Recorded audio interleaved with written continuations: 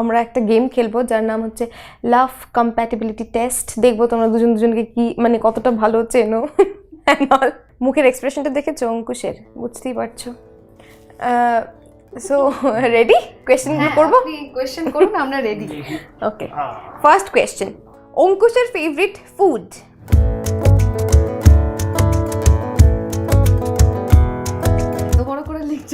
একসাথেই শেষ হলো কিন্তু লেখাটা। এবার একসঙ্গে ওটাকে পড়ে শোনাবে। প্রথমে অঙ্কুশ, তুমি বলো কি লিখেছো। আমার গ্রিন থাই কারি। ইয়ে, ঠিক আছে, পেরে গেছে। একসাথে শেষ হলো লেখাটা। আমিও তোমার স্পিডটা দেখে বুঝতে পেরেছি, অ্যাট লিস্ট ওইটা লিখছো। হ্যাঁ, এমন একটা কথা যেটা বললে ওয়েন্ড্রিলা ভীষণভাবে রেগে যায়। জানি তুমি কি লিখবে।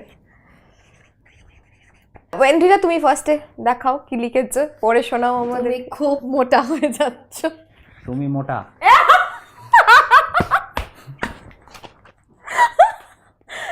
মিলে গেছে, বাট তোমরা পেরেছো। ইয়ে, এটা আমার মোটেই ভালো লাগছে না, খুব খারাপ।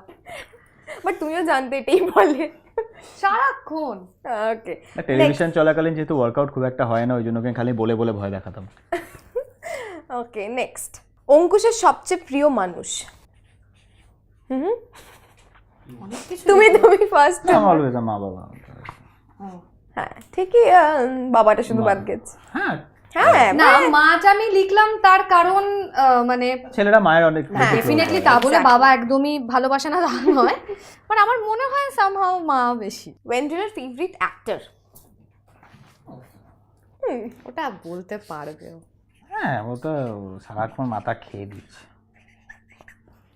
রণবীর কাপুর। ওটা বলে আর কে লিখেছে? দাঁড়াও, এক সেকেন্ড। হ্যাঁ, ওর বাবা মাথা খেয়ে দেয় ওটা। হ্যাঁ, আর আচ্ছা, নেক্সট, অঙ্কুশের একটা হ্যাবিট যেটা সবচেয়ে বেশি ভালো লাগে তোমার, মানে ওয়েন্ড্রিলার। কি লিখেছো তুমি? কেয়ারিং লিখেছো?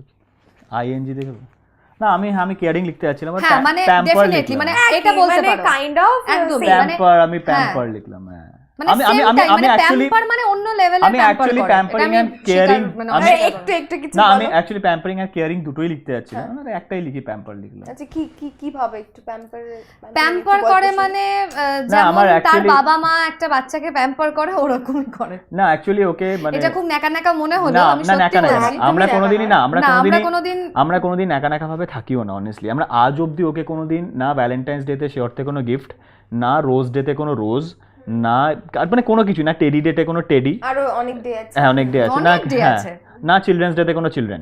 আমি ওকে তো সে অর্থে কিছু দিইনি, কিন্তু মানে ফ্র্যাঙ্কলি বলতে কিন্তু না, দুটো ছোট ছোট আমাদের বাচ্চা আছে, সেটা বলো। ওটা তো ভালো, ওই দুটো ছেড়েই দাও।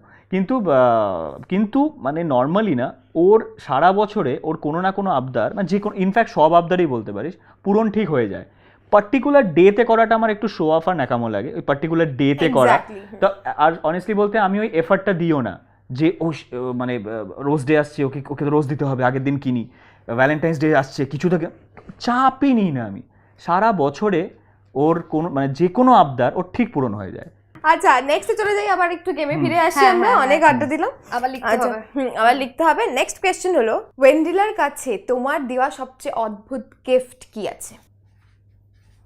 এটা ম্যাচ নাও করতে পারে। দেখাই কে দেখা কি লিখলে এত করে? দেখাবো? হ্যাঁ, ওকে, তুমি পড়ে শোনাও, একটু পড়ে শোনাও দেখি। হাজরা হিমসেলফ। বাবা আমার হচ্ছে পোকা পড়ে যাওয়া টেডি। এটা আমি বলছি, একটা ভালোবেসে এত বড় একটা টেডি দিয়েছিলাম।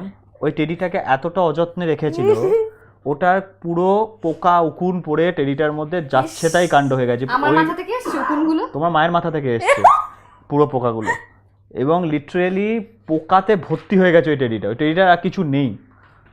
এটা আমি খুব হার্ট হয়েছি, ওই জন্য আমার দেওয়া, কিন্তু ওটাকে অদ্ভুত ও বানিয়ে ফেলেছে। আমি প্রমিস করছি খুব তাড়াতাড়ি ওই টেডিটার ছবি আমার সঙ্গে আমি সোশ্যাল মিডিয়াতে কোথাও না কোথাও আমি আপলোড করব, তাহলে প্রমাণ হয়ে যাবে যে পোকা পড়েছে নাকি নোংরা হয়েছে নাকি উকুন ঘুরছে। আর যে উকুনগুলো ঘুরছে ওগুলো তোমাকে আমি গিফট করে দেবো।